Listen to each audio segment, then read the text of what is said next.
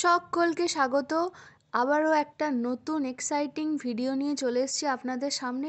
আজ রয়েছে পুরো ভিডিওটা জুড়ে প্রচুর প্রচুর প্রচুর ধামাকা, আর রয়েছে চারটে পুরো ফ্যামিলি, যেটা আমার একদম অন্তরের ক্লোজ যারা, তাদের নিয়ে। আর তারা প্রত্যেকেই আমাকে আইবুড়ো ভাত খাওয়াচ্ছে। তাহলে পুরো ভিডিওটা মিস না করে একদম দেখতে হবে। চলুন দেখতে হবে।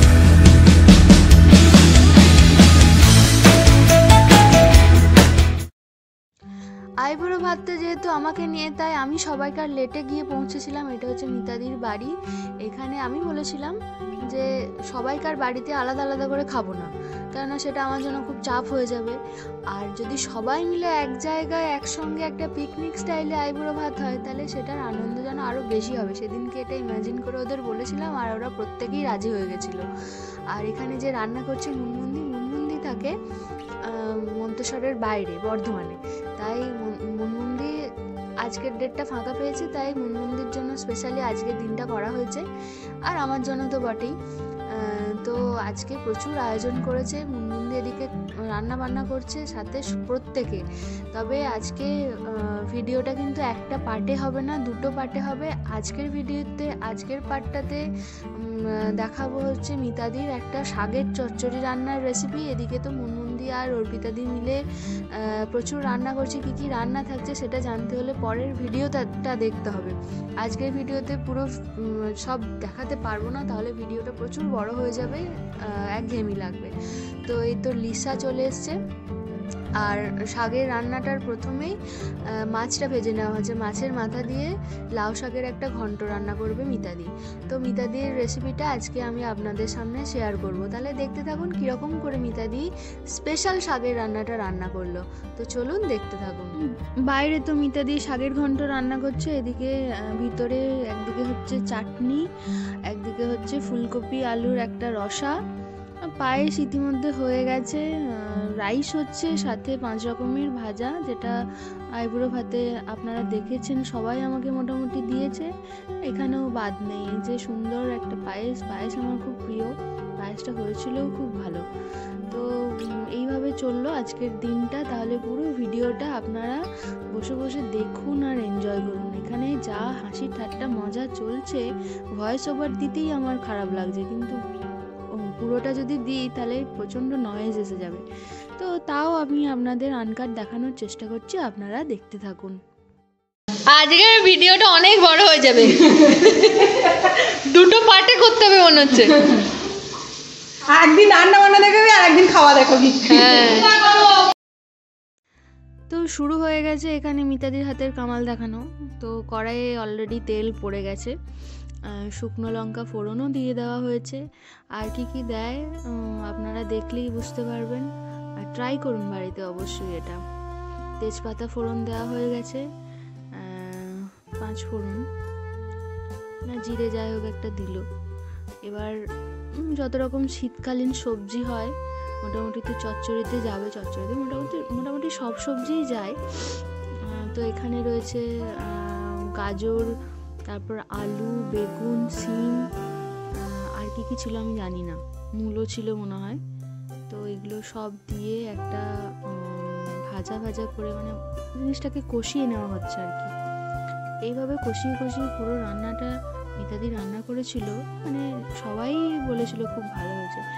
আর এখানে ভাজা বাদাম আর মাছের মাথাটাকে বেশ ভালো করে গুঁড়িয়ে নেওয়া হচ্ছে, যাতে তরকারিটার সঙ্গে খুব ভালো করে মিশে যায়। এবার দেখুন মিতাদি আর কি কি ইনগ্রেডিয়েন্টস এর মধ্যে অ্যাড করে, তাহলে দেখতে থাকুন। এবার দিয়ে দেবে টমেটো, সাথে ক্যাপসিকাম।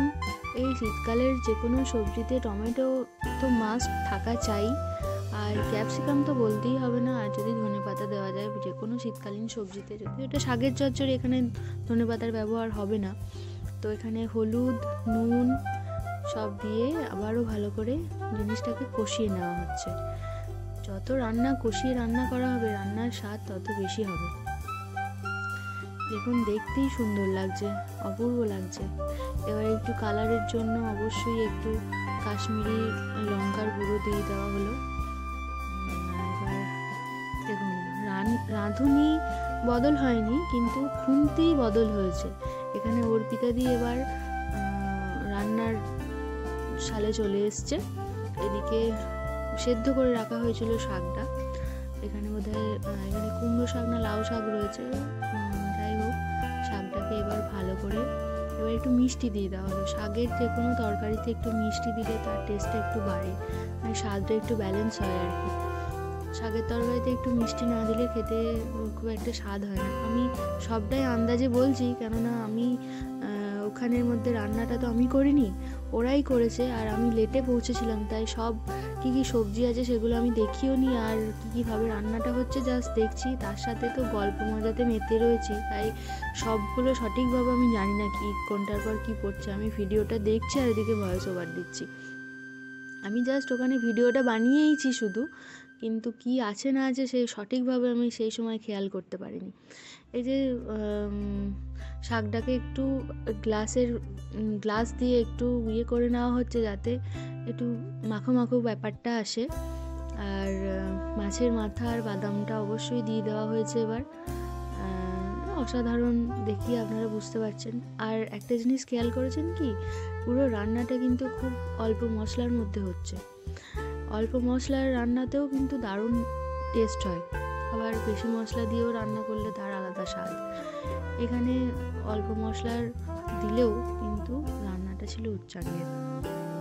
আজকে তো মিতাদির রান্না শেয়ার করলাম, আগামীকালের ভিডিওতে বা পরের ভিডিওতে আমি কিন্তু শেয়ার করব মুনমুন্দি কীভাবে চিকেন রেসিপিটা শেয়ার করেছে, চিকেনটা বানিয়েছে, সেটাও অসাধারণ ছিল।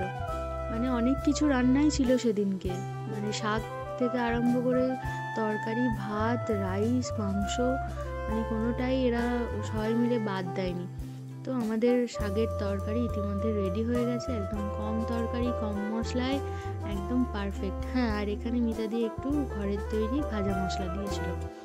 তাহলে পরের ভিডিওর জন্য চোখ রাখুন আমাদের উই আর ফ্যামিলিতে। তাহলে আগামী ভিডিওটা আরও বেশি এক্সাইটিং হতে চলেছে। কী কী রান্না করেছে আর আমরা কেমন করে আইবুড়ো ভাতটা সেলিব্রেট করলাম সেটা আপনারা দেখতে পারবেন। তো সাথে থাকলে অবশ্যই চ্যানেলটা সাবস্ক্রাইব করে দেবেন।